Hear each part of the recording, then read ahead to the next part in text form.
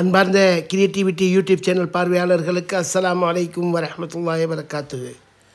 உங்கள் அனைவர் மீதும் சாந்தியும் சமாதானமும் நிலவுவதாக. இந்த காணொளியில் நீங்கள் காண இருப்பது அண்மையில் தஞ்சையில் நடந்த எஸ்டிபிஐ வக்ஃபு உரிமை மீட்பு மாநாடு பார்ட் 3. இதில் எஸ்டிபியை சேர்ந்த பெண் சிங்கம் ஒன்று கர்ஜிப்பதையும், அதற்கு முன்பாக மாற்று மத சகோதரர் ஒருத்தர் நமது வக்ஃபு உரிமை மீட்பு மாநாட்டுக்கு ஆதரவளித்து பேசுவதையும், மிக அருமையாக பேசுவதையும் இந்த காணொளியில் காண இருக்கின்றீர்கள்.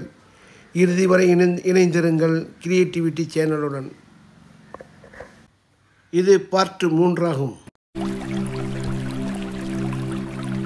நிர்வகிக்குது இந்த சொத்துக்கள் எல்லாம். அந்த சட்டம், வக்ஃப் சட்டம் 1995 2024 இப்ப மாற்றங்களை கொண்டு வருகிறார்கள்.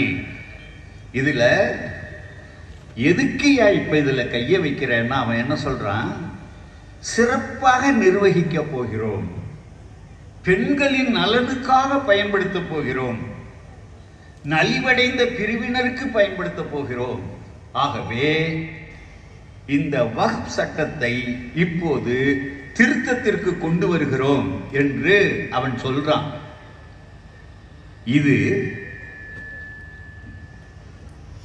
இந்த திருத்த சட்டப்படி என்ன நடக்குதுங்கிறது மட்டும் நான் அவசியம் சொல்லணும். ஏனால் நன்றாக அறிந்த தோழர்களும் இருக்கிறாங்க, அறியாதவர்களும் இருப்பார்கள். இந்த சொத்துக்களை முறையாக வக்ஃப் வாரியம் நிர்வகித்து வருகிறது. தமிழ்நாடுன்னு சொன்னா தமிழ்நாடு அரசின் கட்டுப்பாட்டில் தான் இருக்கு. வக்ஃப் வாரியம் நிர்வகிக்கிறது. அதுபோல இந்திய அளவில் ஒரு கவுன்சில் இருக்கிறது, அந்த ஆணையம் நிர்வகிக்கிறது. இப்ப எப்படின்னா, நிலத்தை அளவீடு செய்யணும்னா ஒரு கூடுதல் ஆணையருக்கு தான் அந்த அதிகாரம். இப்ப அதை கலெக்டர்கிட்ட பிடிக்கி கொடுக்குறான். கலெக்டரே அதை அளவிட்டு அது வக்ஃப் சொத்தா இல்ல வேற ஏதாவதா என்பதை கலெக்டரே முடிவெடுப்பார். கலெக்டரு முடிவெடுத்துட்டா இது வக்ஃப்ல வராதுன்னு சொல்லிட்டாக்கா உடனே வருவாய்த்துறைக்கு போயிடும், அரசாங்க சொத்தா மாறிடும்.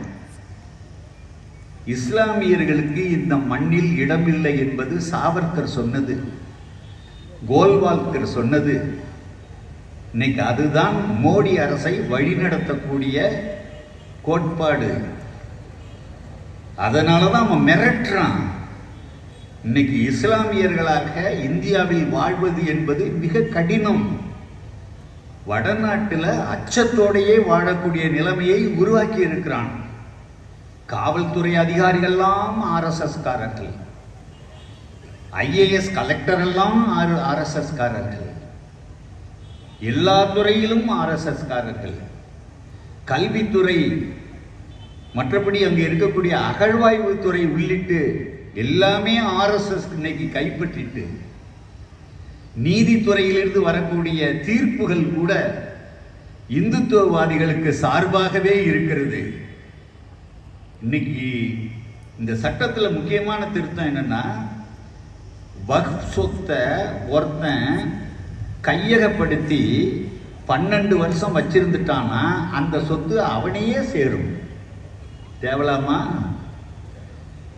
சொத்தை எப்படி பள்ளிவாசல் தேர்ந்தும் தர்காக்கள் தேர்ந்தும் இஸ்லாமிய அமைப்புகள் தேர்ந்து எப்படி கையகப்படுத்துறதுங்கிறதுக்கு இந்த திருத்தத்தில் இப்ப இருக்கு.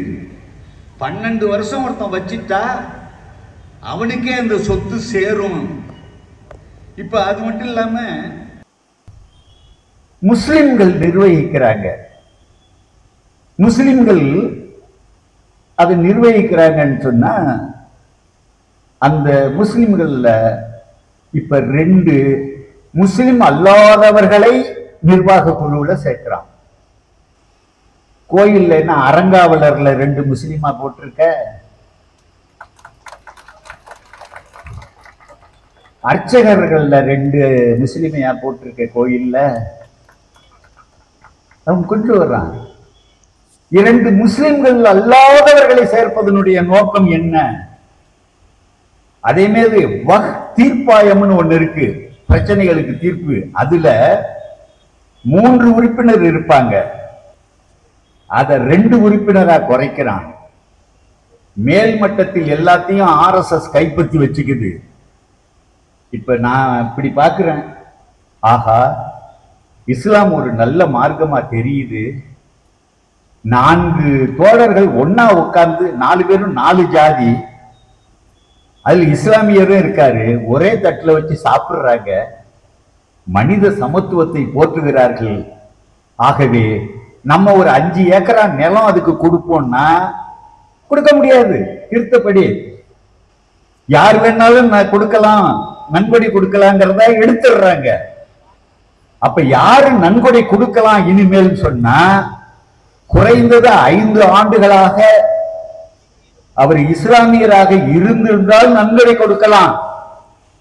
ஒருத்தர் திடீர்னு நான் இஸ்லாமியர் ஆயிடுறேன், எனக்கு ரொம்ப மகிழ்ச்சியா இருக்கு, அதனால நான் நன்கொடையும் தர்றேன்னு சொன்னா அதுக்கு அனுமதி கிடையாது. 5 ஆண்டு ஆகணுமா அவர் இஸ்லாமியராகி. அப்ப எல்லா வகையிலையும் முஸ்லிம் அல்லாத பிரதிநிதிகளை அவங்க கொண்டு வருவதன் நோக்கம் என்ன? இந்த 1995 ஒரு வக்ஃப் சட்டம் இப்ப செயல்பாட்டில் இருக்கு இல்லையா, அந்த சட்டம் முழுமையானது. பள்ளிவாசலையும் தர்காக்களையும் நம்ம பள்ளிவாசல் தர்காக்களே நேரடியா நிர்வகிக்கலாம். இனிமேல் அப்படியெல்லாம் முடியாது. என்னதாயா அவன் பிரச்சனை அப்படின்னா அவன் ரொம்ப தெளிவா வர்றான். அசாம்ல இந்த சிஏஏ சட்டப்படி, சட்ட திருத்தத்தின்படி 19 லட்சம் பேருக்கு குடியுரிமை பறிக்கப்பட்டிருக்கு இஸ்லாமியர்கள். அந்த 19 லட்சம் பேர் இன்னைக்கு குடியுரிமையற்றவர்கள் ஆகியிருக்கிறாங்கல்ல, அந்த சொத்து பூராவும் இன்னைக்கு அரசாங்கத்துக்கு போகுது. அதை கைப்பற்றி அதை இந்துத்துவ அமைப்புகளுக்கு, மற்றபடி அவங்க விரும்புறவங்களுக்கு ஏதாவது ஒரு பேர்ல கொடுக்கிறாங்க. அதே போல இந்த வக்ஃப் சொத்துக்களை பூரா கைப்பற்றி தங்கள் விருப்பப்படி அதை பயன்படுத்துவது, யாருக்கு வேண்டுமானாலும் கொடுப்பது அப்படின்னு சொல்லி முடிவெடுக்கிறான். இது பச்சை அயோக்கியத்தனம். இஸ்லாமியர்களே நாட்டில் இருக்கக்கூடாதுங்கிறான், அப்புறம் எதுக்கு அவங்களுக்கு சொத்து? இதான் அவங்க ஆர்குமெண்ட், சிந்தனையினுடைய சாரம். தாய் மதத்துக்கு திரும்பு அப்படிங்கிறான். என்னங்க தாய் மதம்? எல்லாரும் அரேபியாவில இருந்தா வந்துட்ட, இங்க நீ இருந்த நீ தானே, ஒழுங்கா நம்ம மதத்துக்கு சேரு. இல்லன்னா உங்க அப்பா சர்டிபிகேட், தாத்தா சர்டிபிகேட், தாத்தாவோட தாத்தா சர்டிபிகேட் எல்லாம் கேட்பேன். அவங்களுக்கு எல்லாம் ஒண்ணும் இல்லையே. இல்லன்னா நீ அந்நியரு, போயிடு. ஐயோ நாங்க இங்கதானே வாழ்ந்துகிட்டு இருக்கோம், நீங்க அப்படிலாம் சொல்லப்படாதுங்கிற. அப்படின்னா சீக்கியரா மாறு, இந்து மதத்துக்கு வாயிலன்னா இந்த பேரை மாத்திக்கோ, உன் பேரை மாத்திக்க. அப்துல்லாவா? நீ அந்நியரு, சொக்கலிங்கன்னு பேரை மாத்திக்கிட்டியா இந்து மதத்துக்கு? நீ இந்த மண்ணோட மைந்தனியா? அப்ப இஸ்லாமியர்களை அச்சுறுத்தி கட்டாயப்படுத்தி அவர்களை மதமாற்றம் செய்வது என்பது அதுக்காகவே கொண்டு வர்றான். வருங்காலம் ரொம்ப கடுமையாக இருக்கும் இவர்கள்ட்ட. தமிழ்நாட்டில் 40 எம்பில ஒருத்தர் கூட பாஜக கிடையாது. நாம சரியா இருக்கோம், ஆனால் வடக்க சரியா இல்ல. அவன் தான் நினைத்ததை செய்து முடிக்க பார்க்கிறான். நாங்க ஒத்துக்க மாட்டோம்னு உடனே பாராளுமன்ற கூட்டுக்குழு போட்டாங்க, அதை பற்றி பரிசீலிக்க. அந்த கூட்டுக்குழுவுல மக்களவையிலிருந்து ஒரு 21 பேரு, மாநிலங்களவையிலிருந்து 10 பேரு, அவர் ஆராசாவெல்லாம் உண்டு. அதுல அந்த 31 பேர் உள்ள குழு ஒரே சண்டை. 10 பேரை சஸ்பெண்ட் பண்றான், கூட்டுக்குழுல முடிவு எடுக்கிறான். எதிர்கட்சிகள் 100 திருத்தம் சொன்னாங்க, இதெல்லாம் தப்பு பாசிசம் சொல்லி 100ஐயும் வாங்கி குப்பை கொடையில போட்டுட்டான். பாஜக கூட்டணியில 14 உட்பிரிவுகள்ல அவங்க திருத்தம் கொடுத்தாங்க, அத்தனையும் ஏற்கப்பட்டன. எதிர்கட்சிகள் இதுவே ஒரு கண் துடைப்பு. இந்த நிலையில தான் இப்ப நாடாளுமன்றத்தில் அதை நிறைவேற்றக்கூடிய ஒரு அபாயம் வந்துகிட்டு இருக்கு. அநியாயம், அநியாயமானது. சக்கரவர்த்தி ஆக்குறான் மாவட்ட ஆட்சியரை. இதான் அந்த இடமா? ஆமாங்க, இது வக்பா எனக்கு தோணலையே அப்படின்னு கலெக்டர் சொல்லியாச்சுன்னா சொத்து போயிடும் வருவாய்த்துறைக்கு. அதை கண்டவன்லாம் பங்கு போடுவான். நான் அதிகம் பேசுவதற்கு வாய்ப்பு இல்லை. திட்டமிட்டு செய்கிறான். எஸ்டிபிஐ கட்சிக்கு ஒரு சிறப்பு உண்டு. அவர்கள் போராட்டத்தை கண்டு அஞ்சுவதில்லை. அது எந்த போராட்டமாக இருந்தாலும் சரி. இந்த தஞ்சை இந்த காவிரி படுகை பாதுகாப்பிலேயும் எஸ்டிபிஐ தோழர்கள் எங்களோடு நாங்கள்லாம் ஒன்னா நின்றவங்க தான். இன்னைக்கு ஷஃபீக் அகமது குறுக்கு நெடுக்குமா போய்கிட்டு இருக்காரு. அவர் மேலேயும் வழக்குகள் உண்டு. அவர் அஜீஸ் கூத்தாநல்லூர், நம்ம எரவாஞ்சேரி அஜீஸ், சுருக்கமா தான் முழு பேர் சொல்ல வரல. என்னையெல்லாம் காவல்துறை புடிச்சு வச்சுக்கிட்டு ரிமாண்ட் பண்ற ஸ்டேஜ்ல ஊரோட திரட்டிக்கிட்டு வந்து என்ன மீட்டாங்க.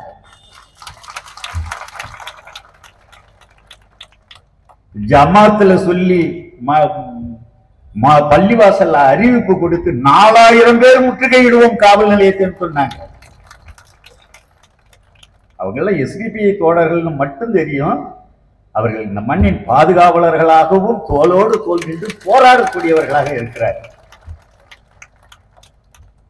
அதனால்தான் நண்பர்களே, அவங்க நான் அதிக நேரம் அவங்க சொல்ற வரையறையை தாண்டி பேசுறேன்னு எனக்கே தெரியுது.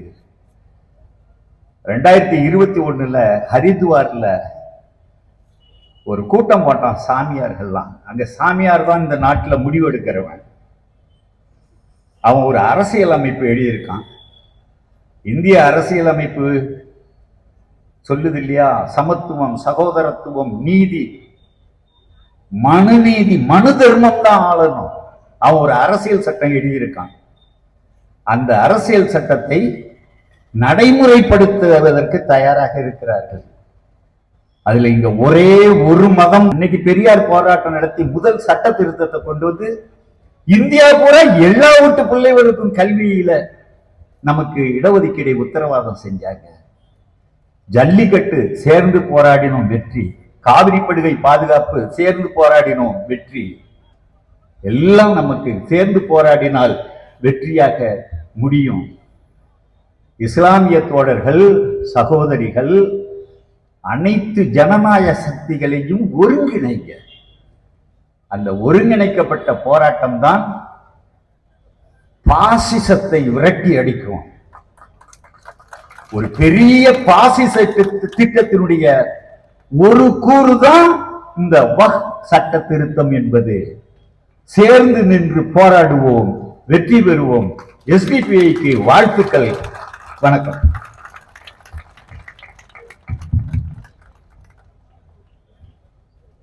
நன்றி பேராசிரியர் மரியாதைக்குரிய ஜெயராமன் அவர்களுக்கு. மக்களை மட்டும் பாதுகாப்பது எஸ்டிபிஐ பங்கு அல்ல, மாறாக மக்களுக்கான தலைவர் பெருமக்களையும் அறிஞர் பெருமக்களையும் பாதுகாக்கும் தலையாய கடமையாக எஸ்டிபிஐ இருக்கும் என்ற விதத்தை எடுத்துரைத்த பேராசிரியர்களுக்கு நன்றி. அடுத்து எஸ்டிபிஐ கட்சியின் மாநில செயற்குழு உறுப்பினர் அருமை சகோதரி ஃபாயிசா சபீகா அவர்கள் சிறப்புரையாற்றுவார்கள். அவர்களுக்கு மயிலாடுதுறை மாவட்ட பொதுச் செயலாளர் ரஃபீக் அவர்கள் சான்றிதழை கொடுத்து கௌரவிப்பார்கள்.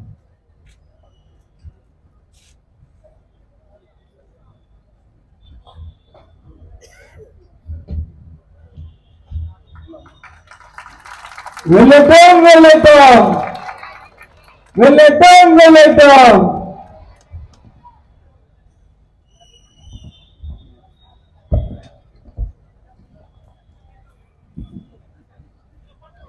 எஸ்டிபிஐ கட்சியின் மாபெரும் வக்பு உரிமை மீட்பு மாநாட்டிற்கு அழகான முறையில் தலைமை ஏற்று நடத்தி கொண்டிருக்கும் எஸ்டிபிஐ கட்சியின் தஞ்சை மண்டல தலைவர் அன்பு சகோதரர் கப்ரே ஆலம் பாதுஷா அவர்களே, இந்த எழுச்சி மிகு கூட்டத்தை வரவேற்று அமர்ந்திருக்கும் எஸ்டிபிஐ கட்சியின் தஞ்சை வடக்கு மாவட்ட தலைவர் அருமை சகோதரர் அப்துல் அஜீஸ் அவர்களே, நிகழ்ச்சியினை அழகாக உதவித்து வழங்கிக் கொண்டிருக்கும் எங்கள் மண்ணின் மைந்தர் திருவாரூர் மாவட்ட தலைவர் அருமை சகோதரர் மாஸ் அப்துல் அஜீஸ் அவர்களே, முன்னிலை வகித்துக் கொண்டிருக்கும் தஞ்சாவூர் மத்திய மாவட்ட கழக செயலாளர் திரு மா சேகர் அவர்களே, அனைத்து இந்திய அண்ணா திராவிட முன்னேற்ற கழகத்தின் தஞ்சாவூர் மாநகர செயலாளர் என் எஸ் சரவணன் அவர்களே மற்றும் முன்னிலை வகித்துக் கொண்டிருக்கும் எஸ்டிபிஐ கட்சியின் நாகை மாவட்ட தலைவர் அருமை அண்ணன் ஷேக் அலாவுதீன் அவர்களே, மாவட்ட பொதுச் செயலாளர் சகோதரர் யாமின் அவர்களே, மயிலாடுதுறை மாவட்ட தலைவர் ஷபீக் அகமது அவர்களே, மாவட்ட பொதுச் செயலாளர் சகோதரர் ரஃபி அவர்களே, புதுக்கோட்டை கிழக்கு மாவட்ட தலைவர் அருமை சகோதரர் சையத் அகமது அவர்களே, மாவட்ட பொதுச் செயலாளர் சகோதரர் முகமது அஜீஸ், எஸ்டிபிஐ கட்சியின் மாபெரும் வக்பு உரிமை மீட்பு மாநாட்டிற்கு அழகான முறையில் தலைமை ஏற்று நடத்தி கொண்டிருக்கும் எஸ்டிபிஐ கட்சியின் தஞ்சை மண்டல தலைவர் அன்பு சகோதரர் கப்ரே ஆலம் பாதுஷா அவர்களே, இந்த எழுச்சி மிகு கூட்டத்தை வரவேற்று அமர்ந்திருக்கும் எஸ்டிபிஐ கட்சியின் தஞ்சை வடக்கு மாவட்ட தலைவர் அருமை சகோதரர் அப்துல் அஜீஸ் அவர்களே,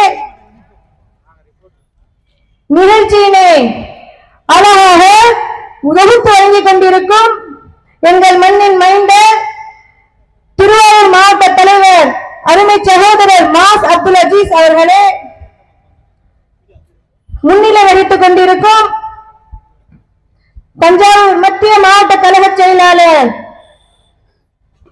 திரு மா சேகர் அவர்களே, அனைத்து இந்திய அண்ணா திராவிட முன்னேற்ற கழகத்தின் தஞ்சாவூர் மாநகர செயலாளர் என் எஸ் சரவணன் அவர்களே மற்றும் முன்னிலை வகித்துக் கொண்டிருக்கும் எஸ்டிபிஐ கட்சியின் நாகை மாவட்ட தலைவர் அருமை அண்ணன் ஷேக் அலாவுதீன் அவர்களே, மாவட்ட பொதுச் செயலாளர் சகோதரர் யாமின் அவர்களே, மயிலாடுதுறை மாவட்ட தலைவர் ஷபீக் அகமது அவர்களே, மாவட்ட பொதுச் செயலாளர் சகோதரர் ரஃபி அவர்களே, புதுக்கோட்டை கிழக்கு மாவட்ட தலைவர் அருமை சகோதரர் சையத் அகமது அவர்களே, மாவட்ட பொதுச் செயலாளர் சகோதரர் முகமது அஜீஸ் அவர்களே,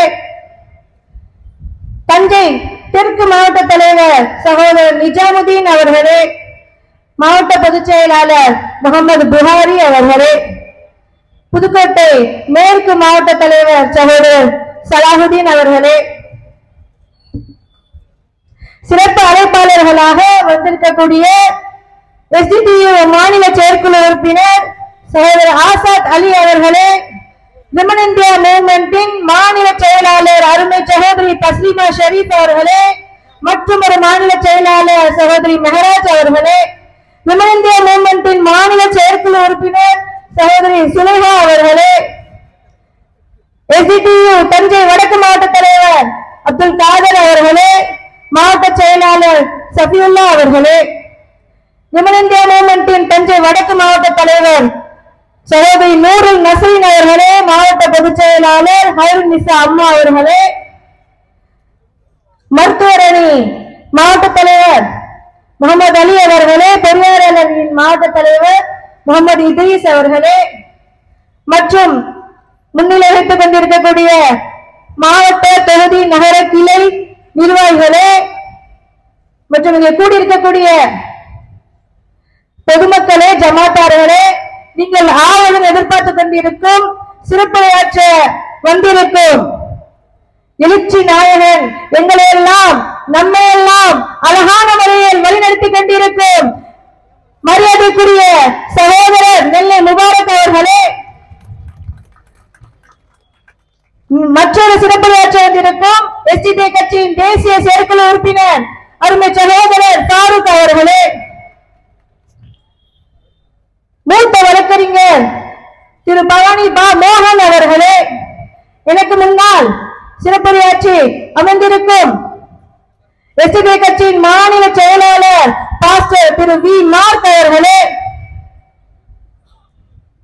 மீத்தேன் எதிர்ப்பு கூட்டமைப்பின் தலைமை ஒருங்கிணைப்பாளரான பேராசிரியர் ஜெயராமன் அவர்களே,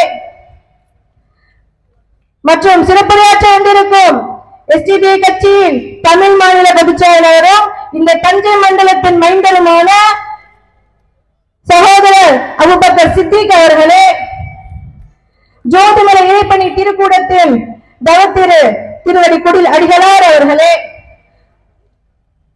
உங்கள் அனைவருக்கும் ஏக இறைவனின் சாந்தியும் சமாதானமும் என்றென்றும் நின்று நிலவட்டுமாக.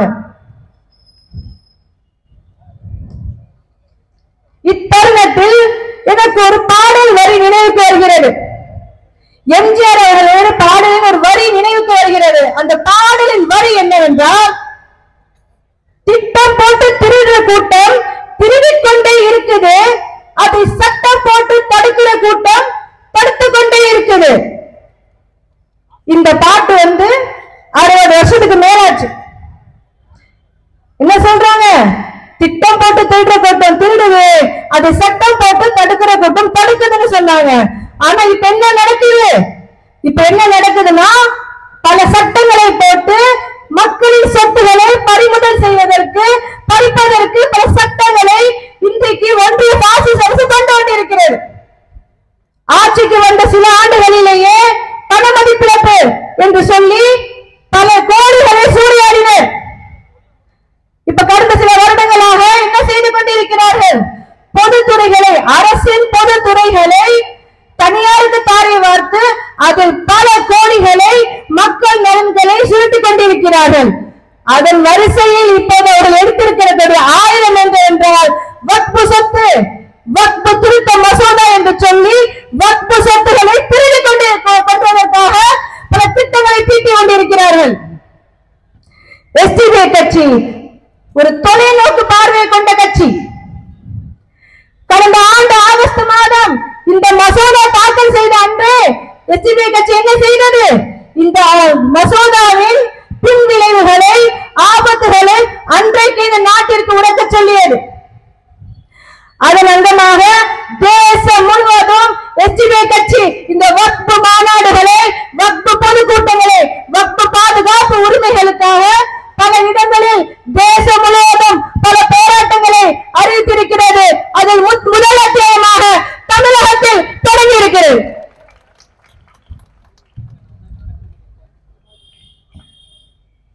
எஸ்டிபி கட்சி மட்டும்தான் இதெல்லாம் செய்யும். சரி, இஸ்லாமியர்கள் பாதுகாவலர்கள், இஸ்லாமியர்கள் பாதுகாவலர்கள் என்று சில பேர் சொல்லிக் கொண்டு போறாங்களே, அவங்க கேள்வி கேட்டாங்களா என்றால் இல்லை.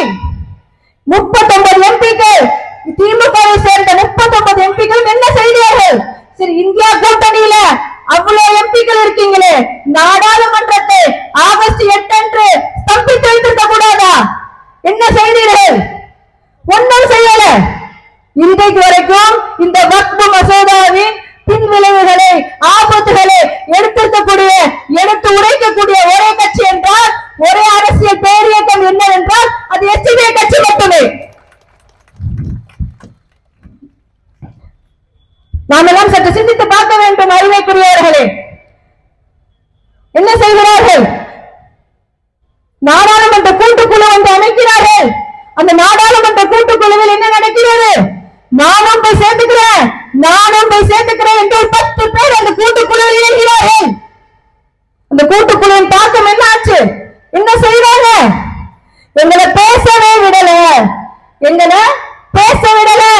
எங்களை மீறி நடக்குது அப்படின்னு சொல்றாங்க.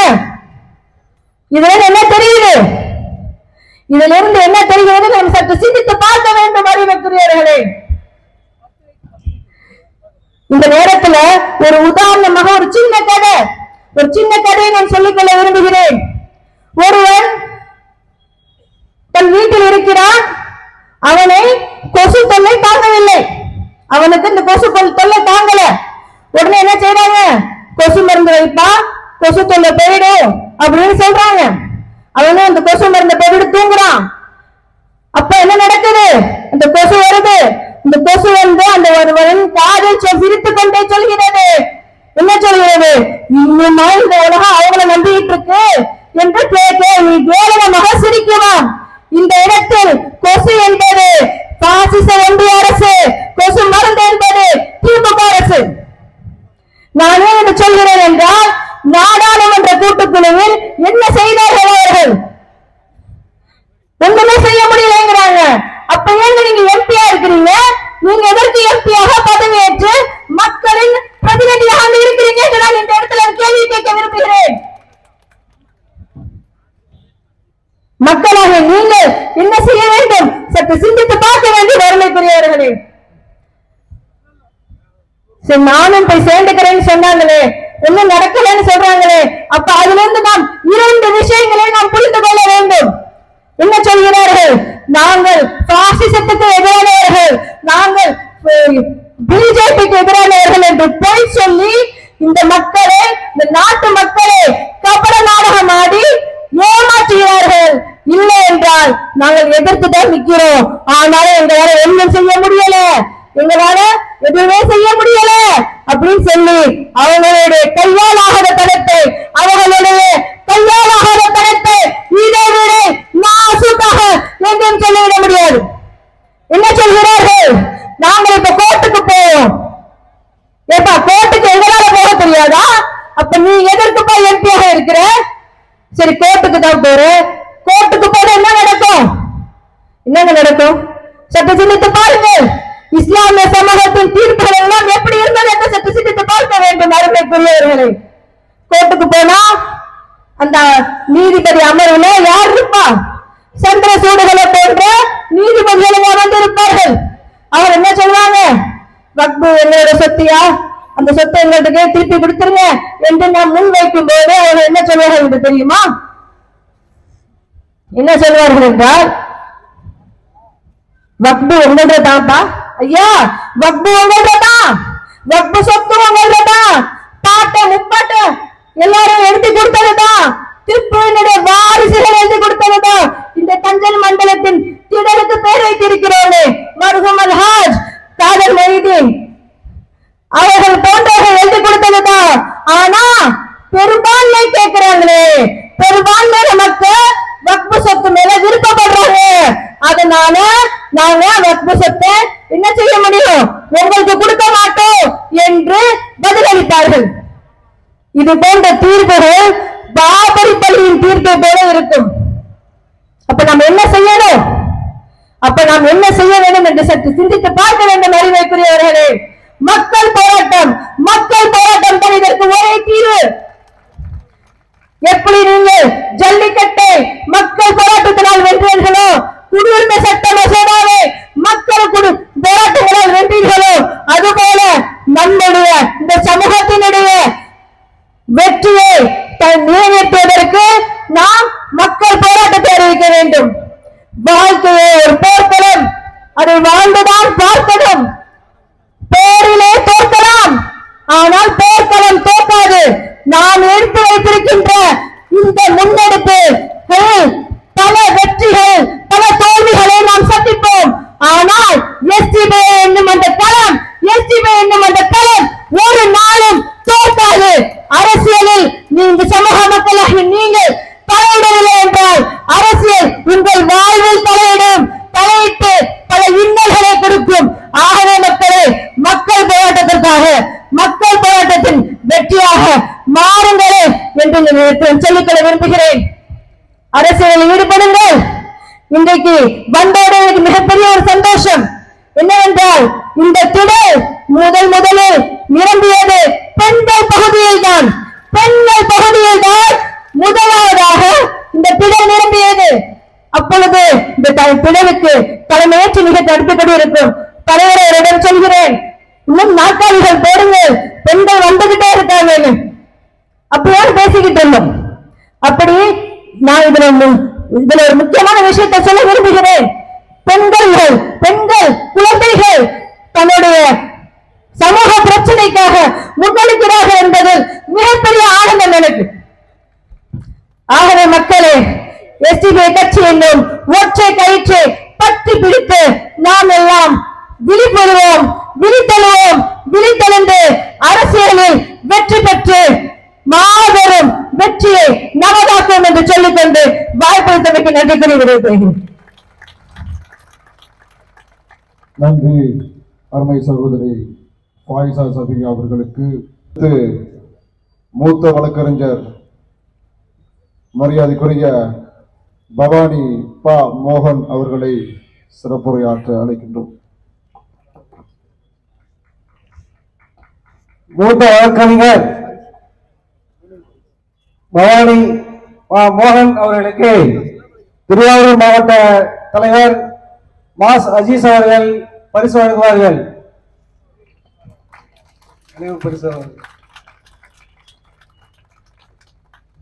Zindabad zindabad zindabad zindabad. வெள்ளட்டம் வெள்ளட்டம் வெள்ளட்டம் வெள்ளட்டம்.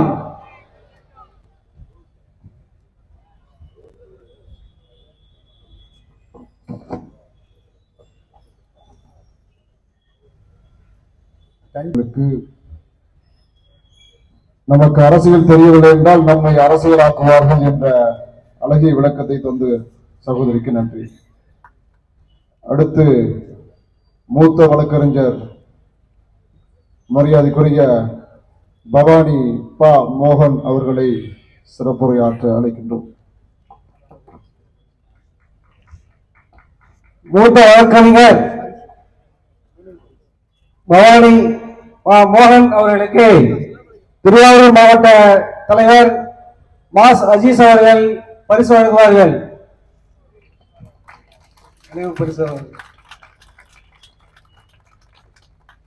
Zindabad zindabad zindabad zindabad.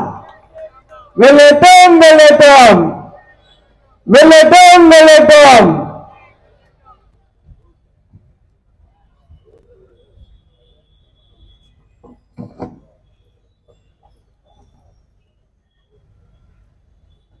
Subscribe to Creativity channel, like, share and comment, and click on the notification bell so that you'll be notified every time we post a new video.